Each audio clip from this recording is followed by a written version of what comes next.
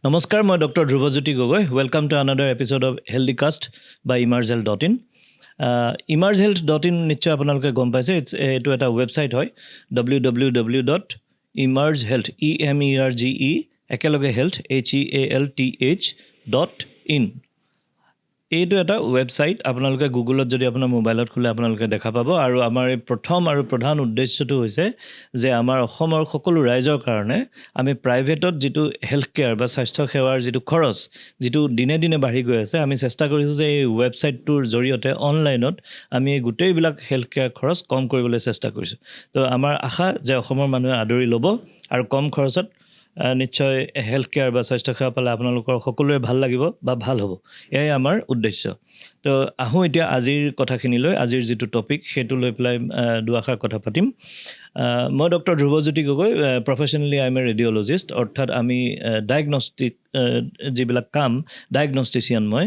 তো আমি ডায়েগনষ্টিকত আমি কি বস্তু কৰোঁ, যেনেকৈ এক্সৰে বা mammography, then ultrasound, CT scan, MRI, এনেকুৱা ধৰণৰ বস্তুবিলাক দিয়ে আমি কি কৰোঁ যে এজন ৰোগীৰ যিটো প্ৰধান বেমাৰ, সেই বেমাৰটো আমি ডিটেক্ট কৰিবলৈ চেষ্টা কৰোঁ। কাৰণ এটা বেমাৰৰ যেতিয়া ভালদৰে তাৰ ডিটেকশ্যন হয়, তেতিয়াহে তাৰ ভালদৰে ট্ৰিটমেণ্ট হ'ব আৰু ৰোগীজনে ভাল পাব। অৰ্থাৎ এই যে এটা কনচেপ্ট আছে যে ৰং ট্ৰিটমেণ্ট, আচলতে ৰং ট্ৰিটমেণ্ট কথাটো সম্পূৰ্ণ শুদ্ধ নহয়। ৰং ডায়েগনচিছ হোৱাটোহে বেছি ডাঙৰ কথা, কাৰণ ডায়েগনচিছ শুদ্ধ হ'লে আপোনাৰ ট্ৰিটমেণ্ট সদায় শুদ্ধ হ'ব। এতিয়া কথাটো হৈ গ'ল কি, এইখিনি হৈ গ'ল আমাৰ ডায়েগনষ্টিকৰ কথা। কিন্তু আমি দেখা পাওঁ যে ৰাইজৰ কাৰণে প্ৰথম সমস্যাটো ডায়েগনষ্টিক বা বিভিন্ন ব্লাড টেষ্টে হওক বা আল্ট্ৰাচাউণ্ড, CT স্কেন, MRI, এইবোৰতকৈ বেছি ডাঙৰ সমস্যা এটা আছে। যেতিয়া আমাৰ অসমৰ যিকোনো এজন লোকে, ধৰি লওক আপুনি আজি গুৱাহাটীত আছে, তেতিয়া আপোনাৰ কিছুমান সুবিধা আছে। আপুনি ওচৰতে বহু ডক্টৰ, বহু হেল্থ কেয়াৰ ফেচিলিটি আপুনি পাব। কিন্তু মই কৈছোঁ যে অসমৰ এটা সাধাৰণ যিটো আমাৰ জনজীৱনৰ এখন যদি ছবি আমি কল্পনা কৰোঁ, ধৰি লওক মাৰ্ঘেৰিটাৰ মানুহ এজন হ'ল বা ডুমডুমাৰ মানুহ এজন হ'ল, এইফালে লোৱাৰ আছামত আমি ধুবুৰী ফালৰ মানুহ এজন হ'ল, এইফালে ৰঙিয়া তামোলপুৰ ছাইডৰ এজন হ'ল, গাৰো পাহাৰৰ ছাইডৰ কোনোবা এজন হ'ল। অকণমান যদি আমি পেৰিফেৰীত বা দাঁতি কাষৰীয়া অঞ্চললৈ গুচি যাওঁ, ইভেন গুৱাহাটীটো বা যিবিলাক টাউন আছে, যোৰহাট, ডিব্ৰুগড়, লখিমপুৰ, ধেমাজি, এনে যিমানবোৰ আছে, সকলোতে আমি এটা সমস্যা দেখা পাওঁ যে যেতিয়া এজন মানুহৰ কিবা এটা বেমাৰ হোৱা যেন তেওঁ অনুভৱ কৰে, এটা ৰোগ হোৱা যেন তেওঁ অনুভৱ কৰে, তেতিয়া তেওঁৰ প্ৰথম মনত ভাৱটো জাগে যে ভাল হৈ যাব, এনেধৰণে কথাটো ভাবে। আৰু তেওঁ কি কৰে, ওচৰতে ধৰি লওক ঘৰত, বহুতৰ ঘৰত এটা দৰৱৰ টেমা এটা থাকেই, বিভিন্ন ধৰণৰ টেমা, তাৰ পৰা উলিয়াই 2-এটা দৰৱ খায়। কেতিয়াবা ভাল হয়, কেতিয়াবা নহয়। যদি সেইখিনিত ভাল নহয়, তেতিয়া তেওঁৰ ঘৰৰ ওচৰৰ এখন ফাৰ্মাচীলৈ যায় আৰু ফাৰ্মাচিষ্টজনক গৈ সোধে, মোৰ এনেকুৱা ধৰণৰ, ধৰি লওক চৰ্দি জ্বৰ হৈছে, মই কি দৰৱ খাওঁ? তো ফাৰ্মাচিষ্টজনে এটা দৰৱ দি দিয়ে। তো সেইটো মই বেয়া বুলি নকওঁ বাৰু, যদিও সেইটো শুদ্ধ নহয়, বেয়া বুলি নকওঁ।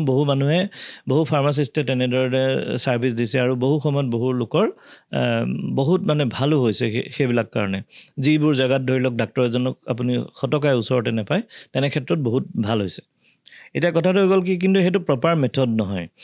প্ৰপাৰ মেথডটো হৈ গ'ল আপুনি এজন ৰেজিষ্টাৰ্ড মেডিকেল প্ৰেক্টিশ্যনাৰ বা ডাক্তৰৰ ওচৰলৈকে যাব লাগিব।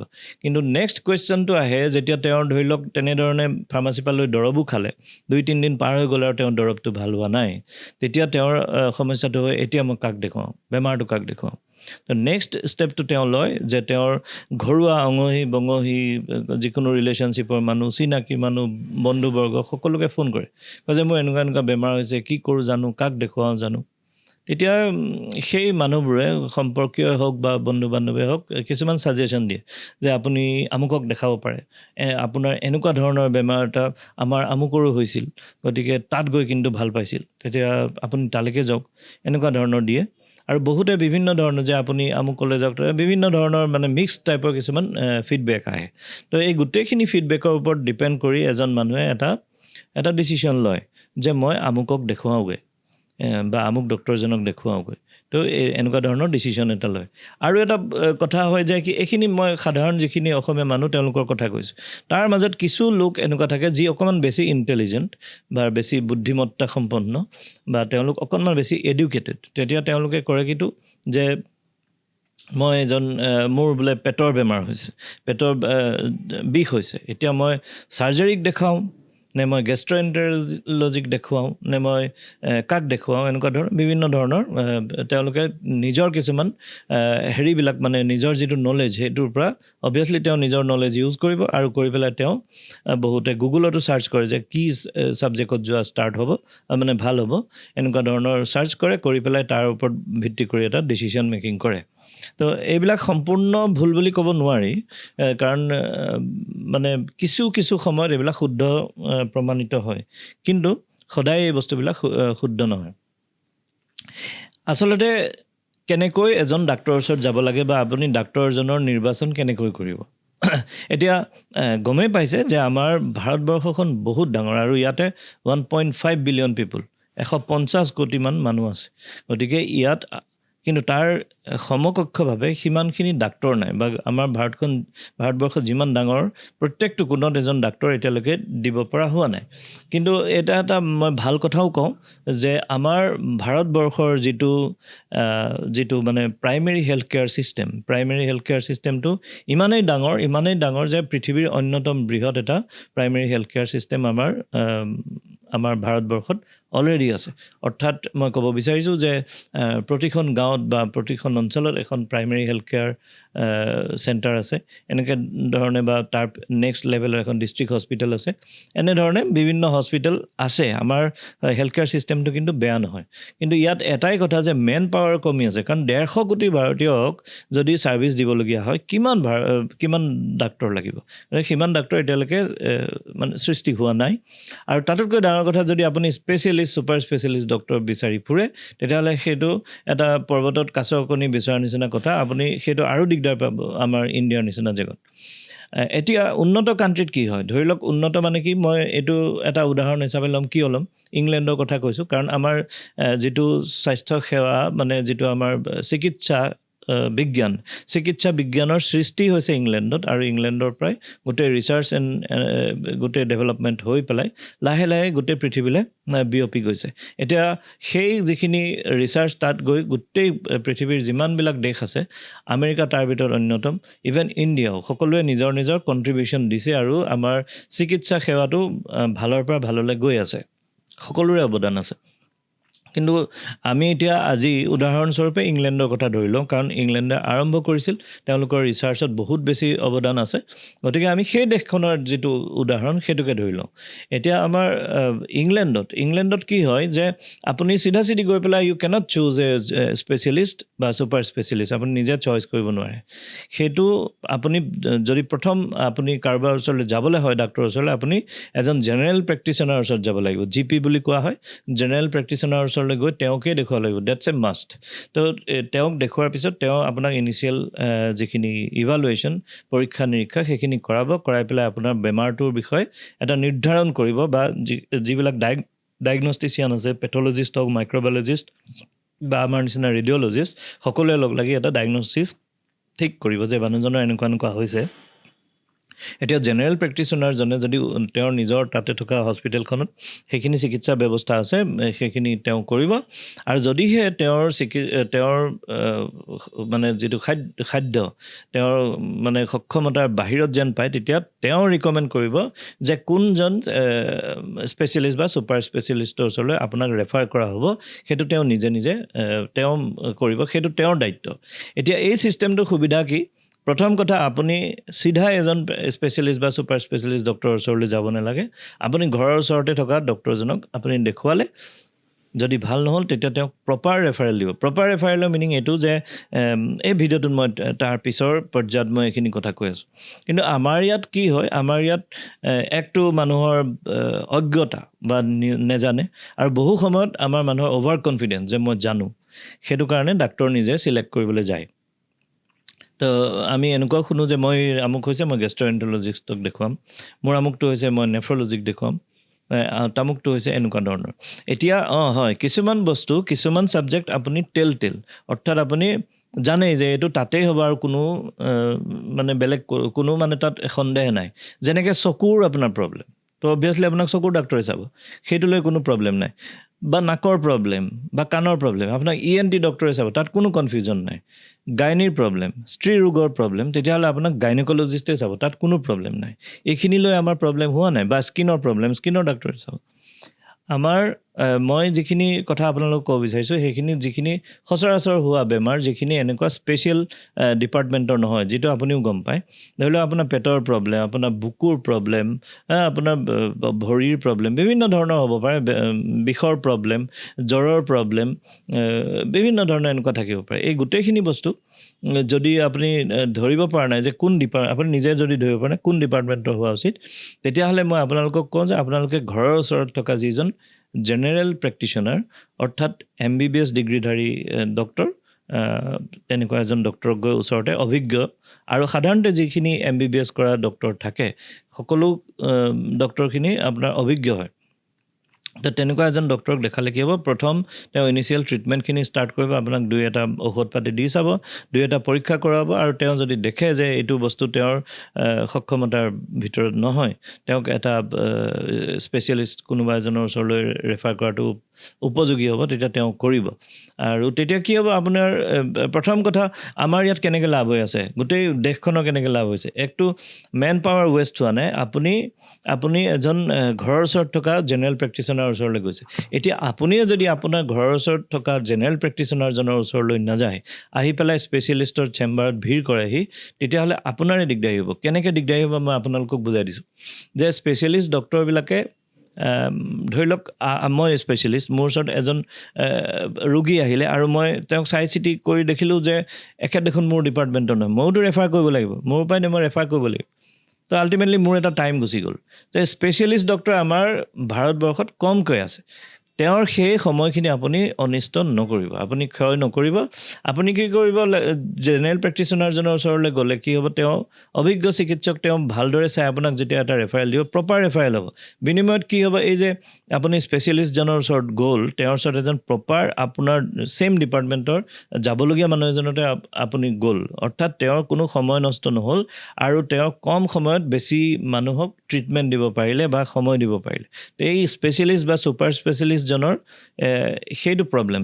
তেওঁলোকে চব মানুহক যদি মিক্সকৈ চাবলৈ যায়, তেওঁ আচল যিখিনি আমি তেওঁৰ পৰা যিখিনি স্বাস্থ্য সেৱা আমি তেওঁৰ পৰা কাঢ়ি ল'ব পাৰোঁ, তেওঁৰ পৰা আমি ল'ব পাৰোঁ, যিখিনি সেৱা আমি ল'ব পাৰোঁ, সেইখিনি সময়খিনি কমি গ'লে তেওঁ দিব নোৱাৰা হৈ যাব। গতিকে চিধি এজন স্পেচিয়েলিষ্ট বা ছুপাৰ স্পেচিয়েলিষ্টৰ ওচৰত যোৱাটো আচলতে ঠিক নহয়। জেনেৰেল প্ৰেক্টিশ্যনাৰৰ ওচৰত যাওক, জেনেৰেল প্ৰেক্টিশ্যনাৰে আপোনাক ৰেফাৰ কৰিব যেতিয়া আপুনি প্ৰপাৰ এজন স্পেচিয়েলিষ্ট বা ছুপাৰ স্পেচিয়েলিষ্টৰ ওচৰত পাবগৈ।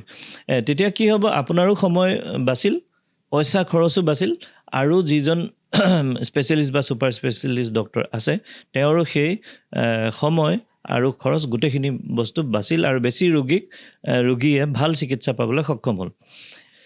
গতিকে সেইটো আপোনালোকে কৰিব। এতিয়া যিটো মই জেনেৰেল প্ৰেক্টিশ্যনাৰ বুলি ক'লোঁ, জেনেৰেল প্ৰেক্টিশ্যনাৰ বুলি কওঁতে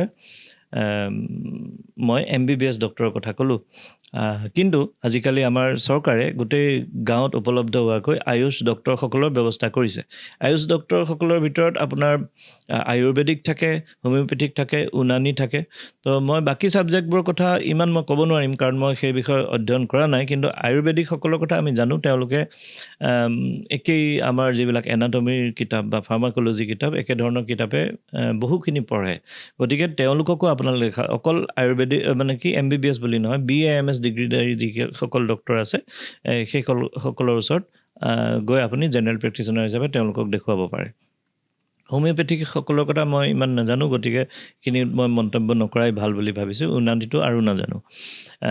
গতিকে যদিহে আপোনালোকে ভাবে যে ওচৰত থকা হোমিঅ'পেথিকজনো ভাল চিকিৎসক আৰু তেওঁৰ ওচৰত গৈ পেলাই আপুনি গোটেইখিনি কাম কৰাব পাৰিব একেধৰণে, তো সেইটোত আমাৰ কোনো প্ৰব্লেম নাই, আপুনি গৈ পেলাই দেখুৱাব পাৰে।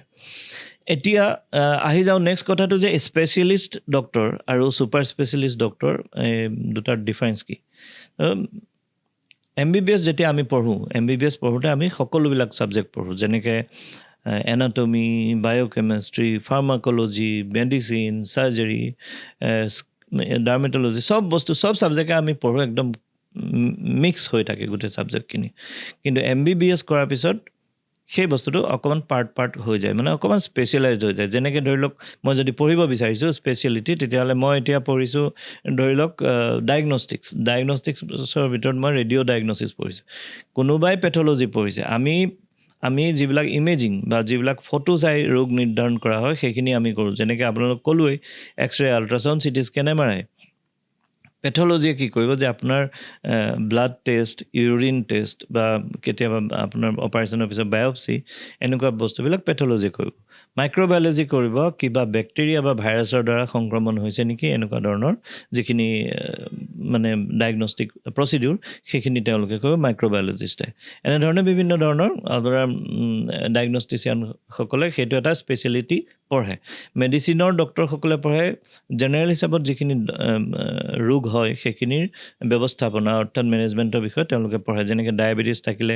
হাইপাৰ টেনশ্যন থাকিলে এইবিলাক বস্তু পঢ়ে আৰু বা লাঙৰ আপোনাৰ টিউবাৰকুলোচিছ হৈ গ'ল কাহ হৈ গ'ল হাঁপানি হৈ গ'ল এজমা এনেকুৱা বস্তুবিলাক তেওঁলোকে পঢ়ে চাৰ্জাৰী ডক্টৰসকলে কি কৰে তেওঁলোকে গমেই পাইছে যে যিকোনো অপাৰেশ্যন তেওঁলোকে সেইখিনি বস্তু পঢ়ে তো এইখিনি কৰাৰ পিছত আৰু গাইনকলজিষ্ট জানিছে তেওঁলোকে স্ত্ৰী ৰোগ সম্পৰ্কীয় বা ডেলিভাৰী সম্পৰ্কীয় এইখিনি বস্তু তেওঁলোকে পঢ়ে তাৰমানে আমি গোটেইখিনি ছাবজেক্ট পঢ়িছিলোঁ ন তাৰ পৰা ভাগ হৈ চবৰে বেলেগ বেলেগ এটা ছাবজেক্ট হৈ গ'ল তো স্পেচিয়েলিষ্ট ডক্টৰ এজনে সেই তেনেকৈ সেইটো বস্তু পঢ়ে তাৰ মাজত গৈ পেলাই এতিয়া ধৰি লওক চাৰ্জাৰী ডক্টৰ এজনে নিয়মমতেতো তেওঁ গোটেই চাৰ্জাৰী কৰিব পাৰে কিন্তু তাৰ পিছত আকৌ তাক ভাগ কৰা হৈছে চাৰ্জাৰীত যেনেকৈ ধৰি লওক ব্ৰেইনৰ অপাৰেশ্যন নিউৰ' চাৰ্জনে কৰিব অৰ্থাৎ নিউৰ' মানে ব্ৰেইন ৰিলেটেড আৰু চাৰ্জাৰী মানে গমেই পায় নিউৰ' চাৰ্জন ঠিক তেনেকৈ হাৰ্টৰ চাৰ্জাৰী কৰা ডক্টৰজন বেলেগ আকৌ আপোনাৰ GI চাৰ্জাৰী অৰ্থাৎ আমাৰ গেষ্ট্ৰ'এণ্টাৰলজি যিটো ছিষ্টেম তাৰ যিজন চাৰ্জনে চাৰ্জাৰী কৰিব তেওঁ GI চাৰ্জন বুলি কয় কিডনীৰ বা আমাৰ প্ৰষ্টেটৰ বা ইউৰিনেৰী ব্লাডাৰ এইবিলাকৰ অপাৰেশ্যন কৰা ডক্টৰজনক কোৱা হয় ইউৰ'লজিষ্ট ঠিক তেনেকৈ ভাগ হৈ সূক্ষ্ম মানে হেৰিলৈ ডিপাৰ্টমেণ্টলৈ সৰু যিমানেই স্পেচিয়েলিষ্ট বাঢ়িব স্পেচিয়েলিষ্ট হ'ব ছুপাৰ সিমানেই তেওঁৰ ছাবজেক্ট মানে তেওঁৰ যিটো ক্ষেত্ৰ তেওঁ কাম কৰা ক্ষেত্ৰ সেইটো সৰু হৈ গৈ থাকিব ঠিক তেনেকৈ মেডিচিনো আপোনালোকে জানে মেডিচিন জেনেৰেল মেডিচিন হৈ গ'ল তাৰপিছত নিউৰ'লজি হৈ গ'ল যিবোৰ নাৰ্ভৰ লগত ৰিলেটেড তাৰপিছতে আপোনাৰ ৰিউমেটলজি হৈ গ'ল যিটো বিভিন্ন বিষ বাত বিষ এইবিলাকৰ লগত ৰিলেটেড নেফ্ৰলজি হৈ গ'ল আপোনাৰ যিবিলাক কিডনীৰ লগত আৰু চাৰ্জাৰী নকৰাকৈ যিখিনি কিডনী প্ৰব্লেম যেনেকৈ ডায়েবেটিছ হৈ কাৰোবাৰ কিডনী ফেইলাৰ হৈছে এনেকুৱা ধৰণৰ বস্তুবিলাক নেফ্ৰলজিষ্টে চালে তেনেকৈ ভাগ হৈ পেলাই গৈ থাকিব এতিয়া কথাটো হৈ গ'ল মন কৰিব যে MBBS ডক্টৰজনে যেন আচলতে বেছি বস্তু পঢ়িছে মানে পঢ়ি থৈছে আৰু গোটেইখিনিৰ ওপৰত সামগ্ৰিকভাৱে তেওঁৰ এটা জ্ঞান আছে আৰু তেওঁ সেইখিনিৰ ওপৰত বেছ কৰি হেৰি কৰে মানে ট্ৰিটমেণ্টখিনি দিয়ে কিন্তু স্পেচিয়েলিষ্ট হৈ যোৱাৰ লগে লগে তেওঁৰ এটা ভাগ আহি গ'ল যেনেকৈ এতিয়া মই ৰেডিঅ'লজিষ্ট মই আপোনাক এটা দৰৱ লিখি আপোনাক ট্ৰিটমেণ্ট কৰিবলৈ নাযাওঁ মোৰ কাম হ'ল ডায়েগনষ্টিক গতিকে মই আপোনাৰ বেমাৰটো বা ৰোগটো নিৰ্ধাৰণ কৰিবলৈ চেষ্টা কৰিম ঠিক তেনেকৈ চাৰ্জাৰী মানুহ এজনে আপোনাক দৰৱ লিখি পেলাই ট্ৰিটমেণ্ট কৰিব নাযায় তেওঁ আপোনাক অপাৰেশ্যন কৰিবলগীয়া যিখিনি বস্তু আছে সেইখিনি কৰিবলৈ যাব যেনেকৈ গল ব্লাডাৰ ষ্ট'ন হ'ল এপেণ্ডিক্স হ'ল he is trained in surgery তেনেকৈ গাইনেকলজিৰ ডক্টৰজনে আপোনাৰ মানে ডায়েবেটিছৰ ট্ৰিটমেণ্ট কৰিবলৈ নাযাওঁ তেওঁ ডেলিভাৰী বা স্ত্ৰী ৰোগতে ব্যস্ত থাকিব স্কিনৰ ডক্টৰ এজনে আপোনাৰ অন্যবিলাক কৰিব নাযায় স্কিন সম্বন্ধীয় যিবিলাক বেমাৰ সেইখিনিয়ে ঠিক কৰিবলৈ চেষ্টা কৰে আকৌ যেতিয়া ছুপাৰ স্পেচিয়েলিটি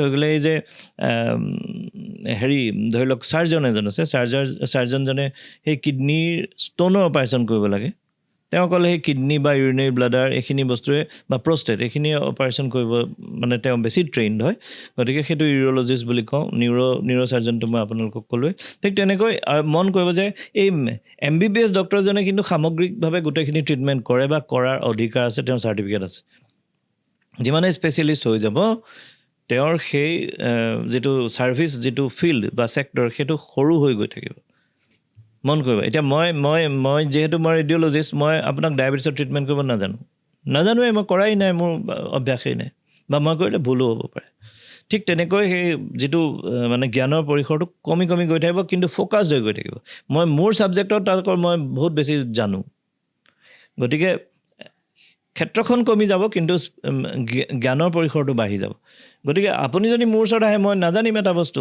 ছুপাৰ স্পেচিয়েলিষ্ট এজনে আৰু সৰু হৈ গুচি যাব তেওঁ যদি গৈ কিবা এটা আপুনি বেমাৰ তেওঁক দেখুৱায় তেওঁ আৰু মানে তেনেকৈ টিউবুলাৰ বেছি মানে চুঙা এটাই দেখা নিচিনা আপোনাক দেখিব বাকীখিনি নেদেখে গতিকে যদি আপুনি মোৰ ওচৰত কিবা এটা বেমাৰ লৈ আহে বা চাৰ্জন এজনৰ ওচৰত আপুনি মেডিচিনৰ বেমাৰ এটা লৈ যায় আপুনি ছাৰ্ভিচটো সম্পূৰ্ণকৈ নোপোৱাৰ সম্পূৰ্ণ সম্ভাৱনা আছে গতিকে সেই প্ৰচিডিউৰটো ভুল সেইটো কাৰণে উন্নত কাণ্ট্ৰি যিটো মই ইংলেণ্ডৰ যিটো আপোনালোকক উদাহৰণ দিলোঁ সেইটোত আপোনাৰ ইমান ধুনীয়াকৈ বনোৱা আছে যে প্ৰথম এটা অসুখ বিসুখ হ'লে আপুনি জেনেৰেল প্ৰেক্টিচনাৰৰ ওচৰত যাবই লাগিব তেওঁহে ডিচাইড কৰিব যে তেওঁ ট্ৰিটমেণ্ট কৰিব নে অন্য চাৰ্জনৰ ওচৰত বা মেডিচিনৰ ওচৰত চাৰ্জনৰ ওচৰত নিউৰ'লজিষ্ট ক'ত পঠিয়াব তেওঁ ডিচাইড কৰিব এতিয়া যেতিয়া এজন জেনেৰেল প্ৰেক্টিচনাৰ বা MBBS যেতিয়া আপোনাক বা BAMS তেওঁলোকে যদি নিৰ্ধাৰণ কৰে যে কোন ডিপাৰ্টমেণ্টত আপুনি যোৱা উচিত তো মেক্সিমাম চান্স আছে আপোনাৰ ভুল নহয়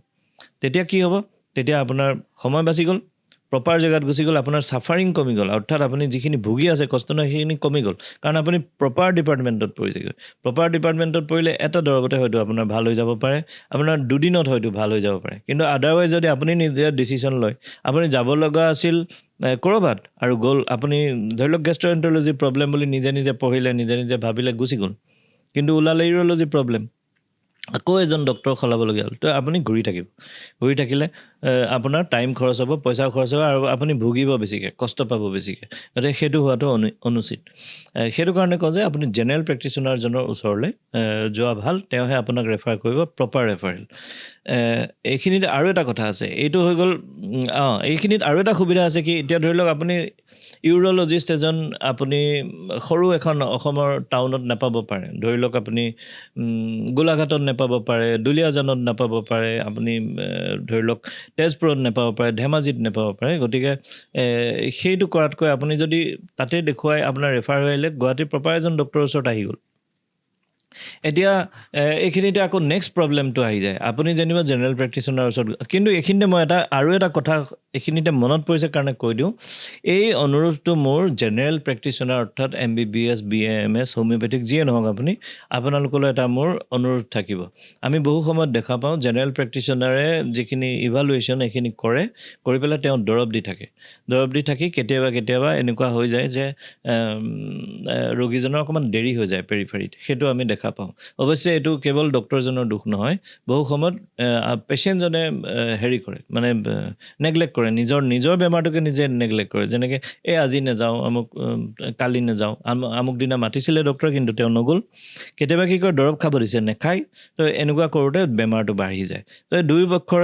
পক্ষকে মোৰ অনুৰোধ থাকিল যদিহে আপুনি জেনেৰেল প্ৰেক্টিচনাৰ হয় তেতিয়াহ'লে আপুনি এটলিষ্ট বেমাৰটো যদি আপুনি ভবামতে সেইখিনি সময়তে ভাল হ'ল আপুনি আৰু এটা কথা জেনেৰেল প্ৰেক্টিচনাৰত মই কওঁ যে আপোনালোকে পূৰা ইনভেষ্টিগেশ্যন কৰাই পেলাই ৰোগটো নিৰ্ধাৰণ কৰক আৰু সেইমতে ট্ৰিটমেণ্ট দিয়ক আৰু যদি আপুনি এই ৰোগ নিৰ্ধাৰণ কৰোঁতে দেখা পায় যে এই বস্তুটো আপোনাৰ পৰিসৰৰ বাহিৰত আৰু এজন স্পেচিয়েলিষ্টৰ ওচৰলৈ যোৱা দৰকাৰ তেতিয়াহ'লে সময় নষ্ট নকৰাকৈ ৰোগীজনক সেই প্ৰপাৰ যিজন স্পেচিয়েলিষ্ট তেওঁৰ ওচৰলৈ ৰেফাৰ কৰক এইটো মোৰ অনুৰোধ থাকিল নহ'লে ৰোগীজনৰ কেতিয়াবা বহুত ডাঙৰ প্ৰব্লেম হ'ব পাৰে আৰু যিটো আমাৰ পাব্লিক ডমেইনত যিবিলাক ৰোগীসকলকো এইটো অনুৰোধ যে পাব্লিক ডমেইনত আমাৰ যিবিলাক নলেজ আছে আজিকালি নলেজ আগৰ নিচিনা নহয় ইউনিভাৰ্চেল চবে পাব পাৰে এইখিনি নলেজ ইউটিউবত পাব পাৰে আমাৰ এই ভিডিঅ'বিলাকতো পাব পাৰে গতিকে এইখিনি বস্তু যদি আপোনালোকে চাই আছে তেতিয়া গমেই পাইছে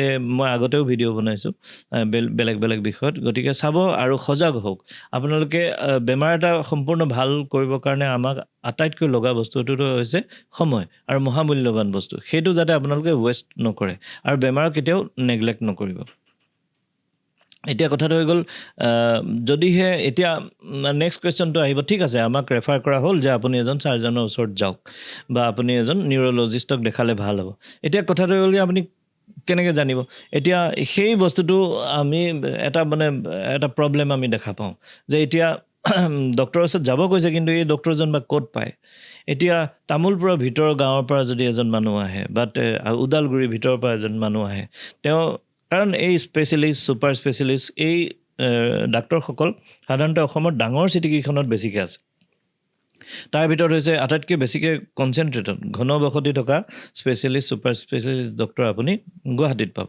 কিন্তু গুৱাহাটীলৈ এতিয়া আহিবলৈ তামোলপুৰৰ ভিতৰৰ মানুহ এজন, ওদালগুৰিৰ ভিতৰৰ মানুহ এজন, আমাৰ গোৱালপাৰাৰ ভিতৰৰ এজন মানুহ, তেওঁ এতিয়া আহিব কেনেকৈ?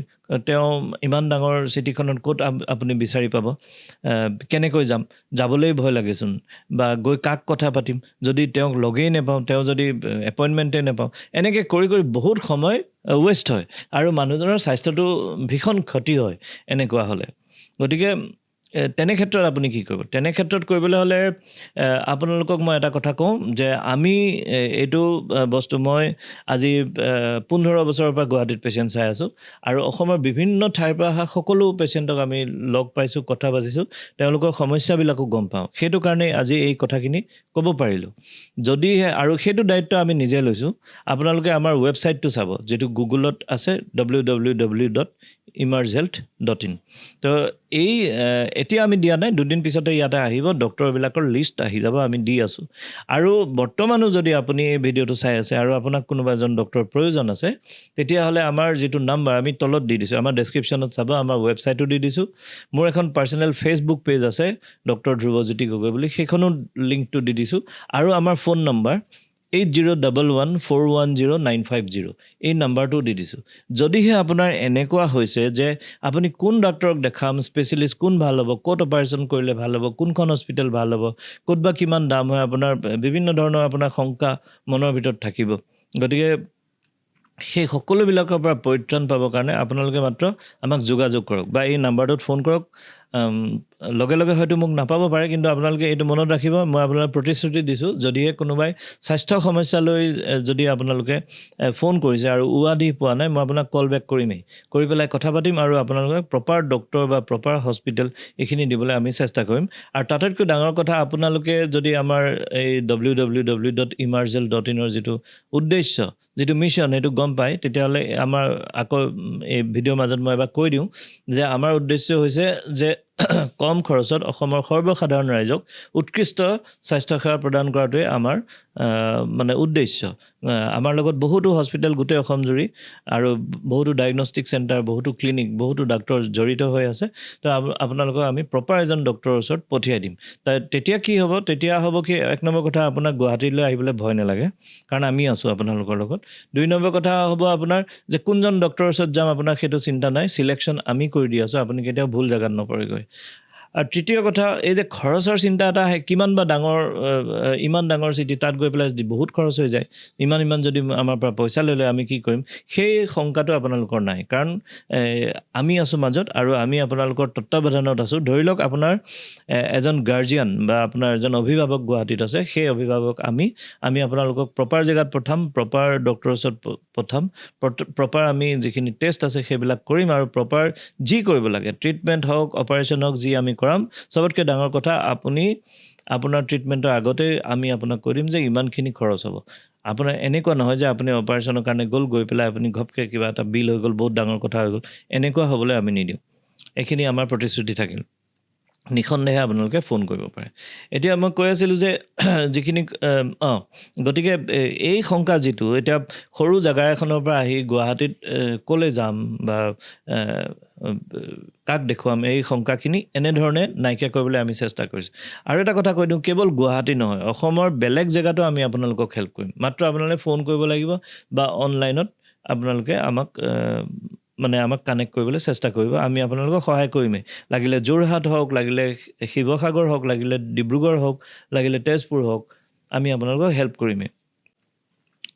এতিয়া এইখিনিতে আৰু এটা কথা আছে যে যেতিয়া এজন ডক্টৰে আপোনাৰ ৰোগটো নিৰ্ধাৰণ কৰিবলৈ বিভিন্ন টেষ্ট দিয়ে, বিভিন্ন টেষ্ট, আল্ট্ৰাচাউণ্ড কিবা কিবি দিয়ে, তেতিয়া বহু মানুহে এইবিলাক কৰা আমি নেদেখোঁ, মানে নকৰোঁ, মোৰতো ভালেই হ'ল, দৰৱ খালোঁ।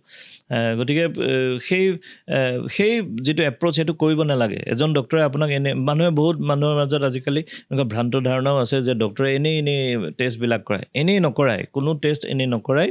আপোনালোকে ডাক্তৰজনৰ যিখন প্ৰেছক্ৰিপশ্যন, সেইমতে টেষ্টখিনি কৰিব, আৰু যদি নকৰে কেতিয়াবা আপোনাৰ বৰ বেয়াকৈ হাৰ্ম হ'ব পাৰে।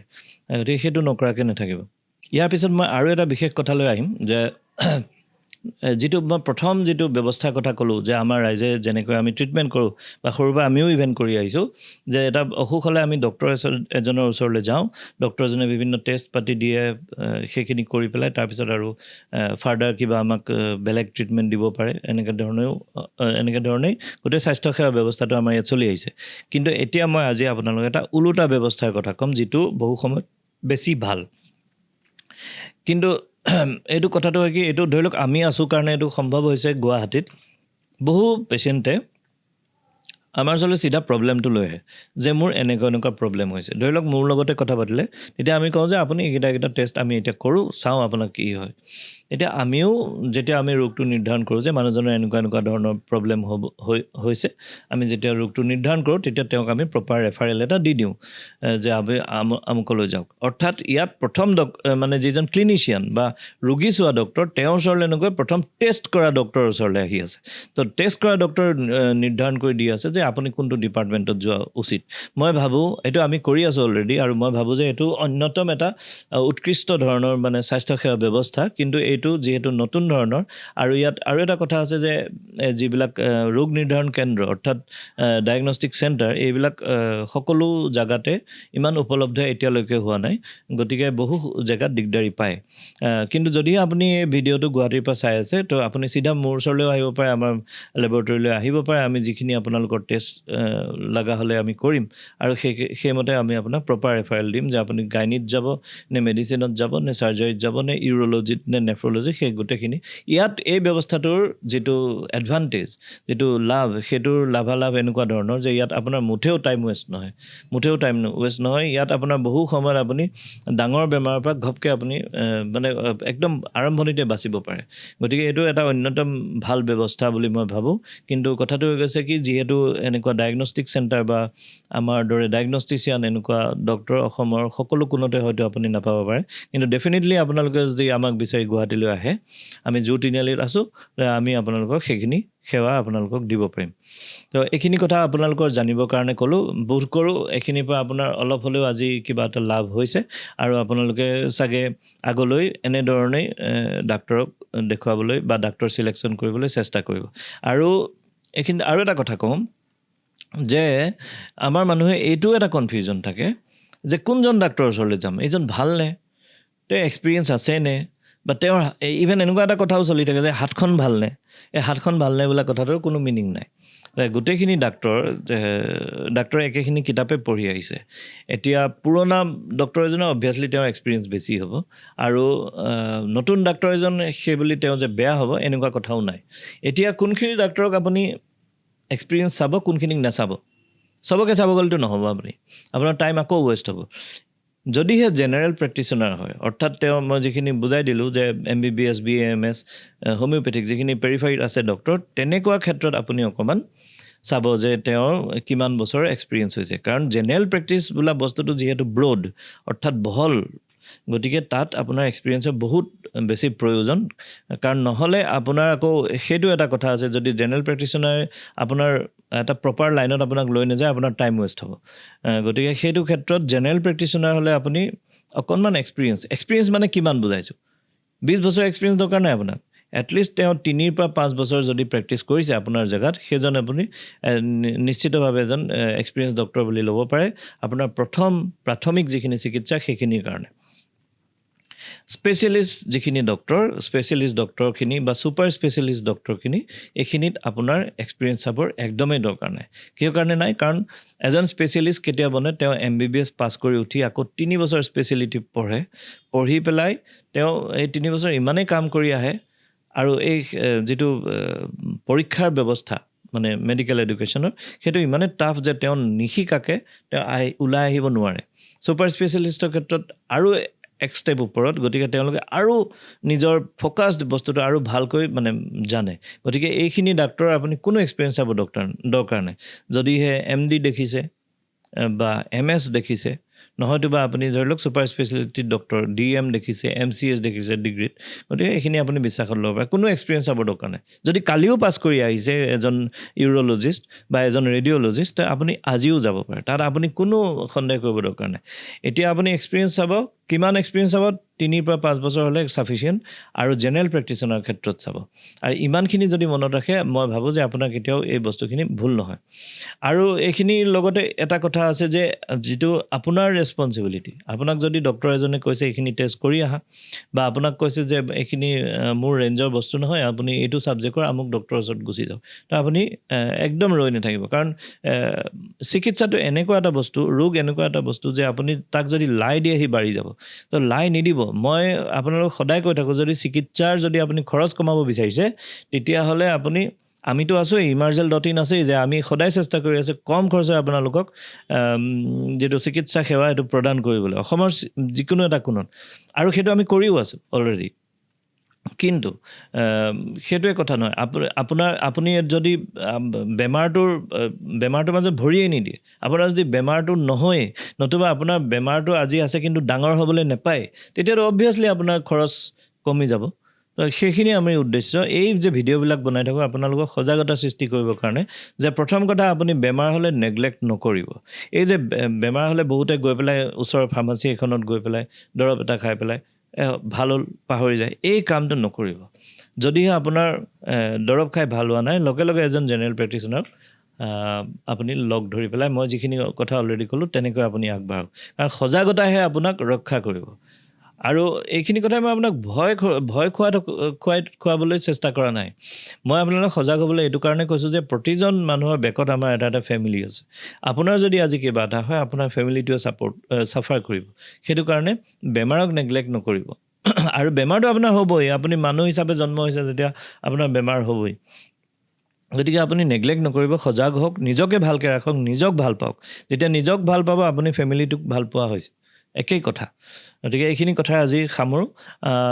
যদি আৰু কিবা আপোনালোকে কিবা টপিকত জানিব বিচাৰে তেতিয়াহলে আমি প্ৰত্যেকটো কথাৰ ওপৰত ডিসকাশন আগবঢ়াব পাৰো দৰকাৰ হলে কোনোবা স্পেশালিষ্ট বা সুপাৰ স্পেশালিষ্টক আমাৰ ষ্টুডিঅলৈ মাতি আনিব পাৰো আপোনালোকে যদি কিবা জানিব বিচাৰে আগ্ৰহ প্ৰকাশ কৰিব আমাৰ কমেন্ট সেকশনত গৈ পেলাই কোৱেশ্চনটো খুদিব আৰু বহুতে মোক এটো কৈ থাকে যে স্যাৰ আপোনাক কেনেকৈ লগ পাম আপোনাৰ কেনেকৈ কথা পাতিম বা এনেকুৱা ধৰণৰ তো বা মই যিখিনি কাম কৰি আছো আপোনালোকৰ কাৰণে গোটেই অসমবাসী ৰাইজৰ কাৰণে কম খৰচত স্বাস্থ্য সেৱা যোগান ধৰিবলৈ যিখিনি আমি চেষ্টা বা কষ্ট কৰি আছো সেইখিনি বিষয়ে জানিবলৈ মোৰ এটা এখন ফেসবুক পেজ আছে ডক্টৰ ধ্ৰুৱজ্যোতি গগৈ ডক্টৰ আৰু ধ্ৰুৱজ্যোতিৰ ডিটোৰ মাজত কোনো গ্যাপ নাই ইয়াৰ লিংকটো আমি আপোনাৰ যেটো এই ভিডিওটোৰ তলত আমি ডেসক্ৰিপচনত দি দিছো সেই পেজখন আপুনি যদি লাইক কৰি লয় বা ফলো কৰি লয় তেতিয়াহলে আপুনি এই ৰেগুলাৰ এইবিলাক পাই থাকিব আৰু ইউটিউবতো আপোনালোকে চাই আছে গতিকে এই